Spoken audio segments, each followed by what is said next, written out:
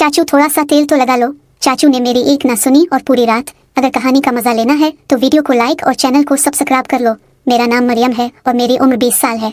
मैं कराची की रहने वाली हूँ, लेकिन जो कुछ मैं अब बताने जा रही हूँ वो इस वक्त की बात है जब मैं सिर्फ 16 साल की थी। मेरे कजन्स की शादी थी और वो शादी पेशावर में होनी थी। सारे घर वाले बहुत खुश थे और शादी की तैयारियों में मसरूफ थे, लेकिन मुझे सबसे बड़ा झटका इस वक्त लगा जब मेरे अबू ने मुझे बताया कि तुम स्कूल के पेपर्स की वजह से घर पर रहोगी। मैंने कहा, अबू मैं अकेली कैसे रहूंगी? तो अबू ने कहा कि तुम्हारे चाचू इमरान आ जाएंगे। चाचू इमरान एक जवान लड़का था, तकरीबन 22-23 साल का, मजबूत जिस्म और लंबा कद। सारे घर वाले शादी में चले गए और मैं और चाचू इमरान घर में अकेले रह गए। पहली रात को मुझे बहुत डर लग रहा था क्योंकि मैंने कभी घर में अकेले रात नहीं गुजारी थी। मेरे हाथ पांव कांप रहे थे और दिल धड़क रहा था। तब चाचू ने कहा कि तुम डरो मत, मैं तुम्हारे साथ हूँ। तो यह सुनकर मुझे थोड़ी तसल्ली हुई और फिर मैंने चाचू से कहा कि मुझे बहुत बोरियत हो रही है। चाचू ने मुस्कुराते हुए कहा कि तुमने कभी घोड़ा घोड़ी का खेल खेला है? मैंने कहा, नहीं, वो क्या होता है? चाचू ने कहा कि यह बहुत मजे का खेल है, लेकिन तुम बच्ची हो, अभी तुम्हें समझ नहीं आएगा। मैंने जिद की कि मुझे भी खेलना है, बस प्लीज खिलाएं। चाचू ने कहा, ठीक है, लेकिन तुमने जो देखा वो किसी को नहीं बताना। मैंने कहा, ठीक है। फिर चाचू ने मुझे घोड़ी बनाया और वो खुद घोड़ा बने। मैं शर्म से पानी पानी हो रही थी क्योंकि मैंने कभी ऐसा कुछ नहीं किया था, लेकिन चाचू ने मुझे समझाया कि यह बस एक खेल है। फिर जो हुआ वो मैं कभी नहीं भूल सकती। चाचू ने पूरी रात अपना खेल जारी रखा और खेलते खेलते हम दोनों थक कर सो गए। जब सुबह हुई तो मेरे जिस्म में शदीद दर्द था। ऐसा लग रहा था जैसे कोई ट्रेन मेरे ऊपर से गुजर गई हो। मैंने चाचू को कहा कि मेरे जिस्म में बहुत दर्द है, तो चाचू ने कहा कि यह तुम्हारी पहली बार था इसलिए दर्द हुआ है, अगली बार तुम्हें मजा आएगा। दूसरी रात आई तो मैं खुद चाचू के पास गई और कहा कि चाचू फिर से वही खेल खेलते हैं, मुझे अब पूरी तरह सीखना है। चाचू ने मना किया और कहा कि यह खेल अच्छा नहीं है, हम ये खेल दोबारा कभी नहीं खेलेंगे। लेकिन मैंने चाचू को धमकी दी कि अगर अपने खेल ना खेला तो मैं अबू को सब कुछ बता दूंगी। ये सुनते ही चाचू डर गए और बोले, प्लीज अबू को मत बताना, मैं तुम्हारे साथ खेल खेलूंगा। फिर चाचू ने फिर से मुझे घोड़ी बनाया और खेल शुरू हुआ। इस बार चाचू पहले से ज्यादा जोशदार थे, गोया उन्होंने अपना पूरा गुस्सा और ताकत मुझ पर निकाल देनी थी। मैंने देखा कि चाचू का जिस्म इंतहाई मजबूत था और उनका वो खास हथियार बहुत बड़ा और मोटा था जिसे देखकर मेरी जान ही निकल गई। मैंने चाचू को कहा कि चाचू जरा आहिस्ता खेलें, बहुत तेज हो रहा है, मुझे दर्द हो रहा है। लेकिन चाचू ने मेरी एक ना सुनी और बोले कि खेल में अगर तकलीफ नहीं होगी तो मजा कैसे आएगा।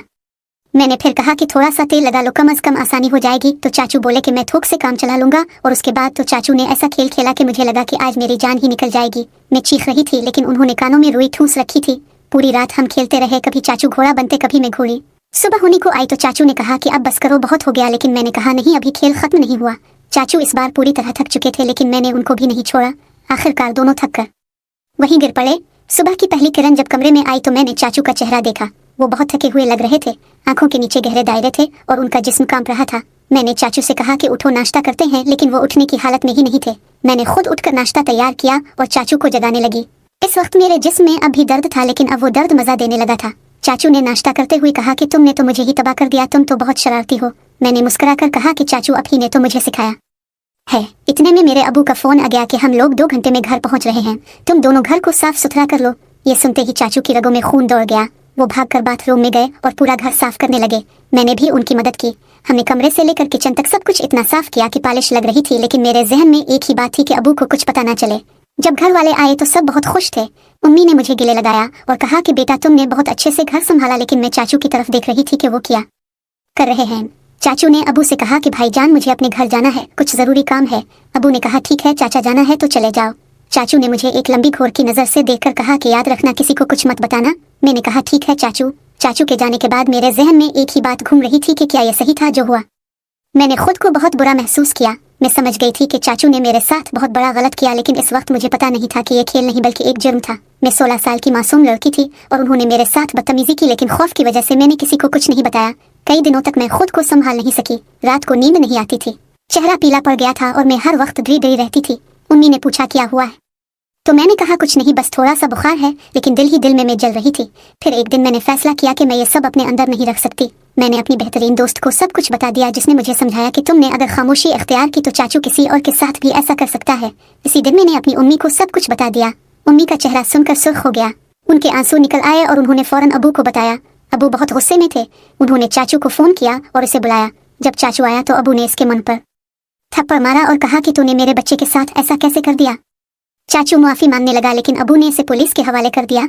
आज मैं 20 साल की हूँ और ये वाकया मुझे कभी नहीं भूलता। मैं चाहती हूँ कि जो लड़कियाँ मेरी ये कहानी सुन रही हैं वो समझ ले कि कोई भी खेल जो आपको तकलीफ दे वो खेल नहीं है। चाचू जैसे लोग बहुत खतरनाक होते हैं जो बच्चों की मासूमियत का फायदा उठाते हैं। आपको किसी भी बालिग शख्स के साथ अकेले में नहीं रहना चाहिए, चाहे वो आपका चाचू ही क्यों ना हो। और अगर कभी आपके साथ ऐसा हो जाए तो खामोश ना बैठें, फौरन अपने वालिदैन को बताएं। आज मेरे अबू चाचू के खिलाफ मुकदमा कर चुके हैं और वो जेल में है। मैंने अपनी जिंदगी संभाल ली है, लेकिन इसके जख्म अभी ताज़ा हैं। यही वजह है कि मैंने आपको ये कहानी सुनाई ताकि आप खबरदार हो जाएं।